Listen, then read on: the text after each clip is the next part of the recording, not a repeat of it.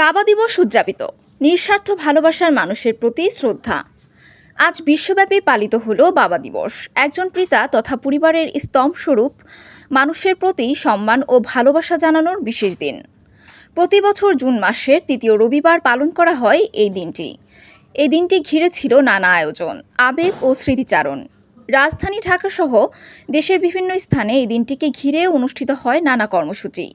School কলেজগুলোতে ছাত্রছাত্রীদের অংশগ্রহণে আয়োজন করা হয় বিশেষ আলোচনা সভা, রচনা, চিত্রাঙ্কন প্রতিযোগিতা। সামাজিক যোগাযোগ মাধ্যমে বাবার প্রতি শ্রদ্ধা প্রকাশ করে অসংখ্য পোস্ট, ছবি ও ভিডিও শেয়ার করেন সন্তানরা। একজন পিতা তার পরিবারের জন্য যে আত্মত্যাগ ও শ্রম দিয়ে থাকেন তা মনে করিয়ে দিতে এই দিনটি পালন করা হয়। সন্তানের শিক্ষা, স্বপ্ন এবং নিরাপত্তার পেছনে যিনি নিরলস কাজ করে যান, সেই বাবার প্রতি কৃতজ্ঞতা জানানোর জন্য অনন্য সুযোগ এই দিবস। ফোরকান উদ্দিন রোমান জানায়, আমাদের এই বাবা আমার জীবনের আদর্শ। তিনি প্রতিদিন ভোরে উঠে আমাদের ভবিষ্যতের জন্য পরিশ্রম করেন।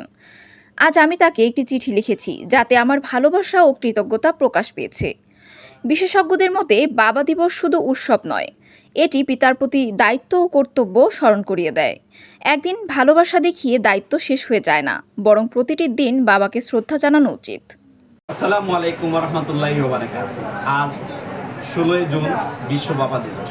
আমার বাবা সহ সকল বাবাদেরকে জানাই বাবা দিবসের শুভেচ্ছা ও অভিনন্দন। বাবারা হচ্ছে আমাদের বটবৃক্ষের মতো, যারা সবসময় সারা জীবন তাদের জীবনের বিনিময়ে আমাদেরকে ছায়া দিয়ে থাকে।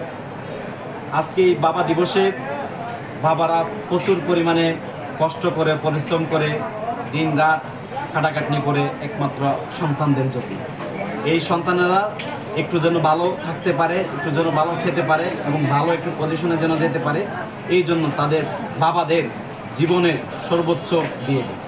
এই আজকে বাবা দিবসে সকল বাবাদেরকে জানাই আন্তরিক। AB news desk report.